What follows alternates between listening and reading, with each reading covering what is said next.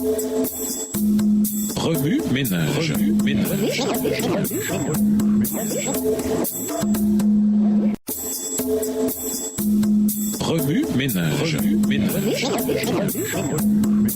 Bienvenue à notre émission Remue ménage. Noire leçon de lundi, interprétée, la connexion Lazare. La parabole de l'homme riche et de Lazare, Luc 16, versets 19 à 31, est la seule parabole dans laquelle Jésus a utilisé un nom propre. Il a prédit que l'homme riche et ses 5 frères, qui représentaient les pharisiens, ne se repentiraient pas même si un homme appelé Lazare ressuscitait des morts. Quelque temps plus tard, Jésus ressuscita un homme aussi du nom de Lazare. Au lieu de se repentir et de croire en Jésus, les pharisiens complotèrent pour tuer le Seigneur. Ils complotèrent aussi pour tuer Lazare. Jean 12, les versets 9 à 11. On trouve d'étranges parallèles entre les leçons entourant les deux Lazare. Beaucoup de Juifs, témoins de la résurrection de Lazare, crurent en Jésus. Jean 11, verset 45. Mais certains de ceux qui avaient versé des larmes de crocodile sur la tombe de Lazare allèrent raconter aux pharisiens ce que Jésus venait de faire. Outrés, les pharisiens réunirent immédiatement le Sanhédrin et condamnèrent Jésus à mort. Ayant refusé de croire aux prophéties messianiques données par Moïse et les prophètes, Jean 5, les versets 39, 40 et 45 à 47,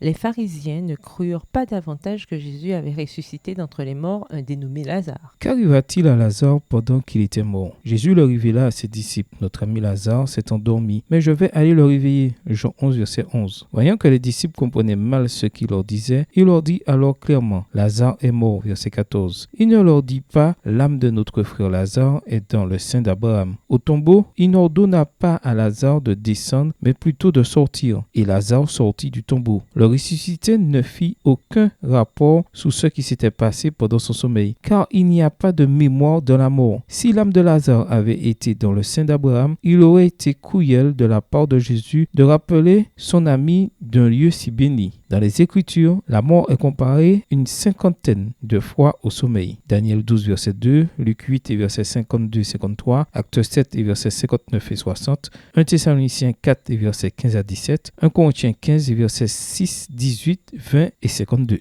Rien qu'à penser à la mort, certains sont terrifiés. Cependant, quand on comprend que la mort est comme le sommeil, elle perd de sa terreur. La mort, c'est comme une guêpe sans dard. 1 Corinthiens 15, verset 55. Et une obscurité sans substance. Psaume 23, le verset 4. Jésus nous a fait cette promesse. Oui, voici ce que veut mon Père, que tous ceux qui voient le Fils et croient en lui aient la vie éternelle, et que je les relève de la mort au dernier jour. Jean 6, verset 40. Oui, ménage, après avoir regardé votre texte écrit et annoté, quels éclairages particuliers vos notes semblent-elles indiquer dans l'ensemble? Quelles questions émergent après l'étude de la leçon d'aujourd'hui?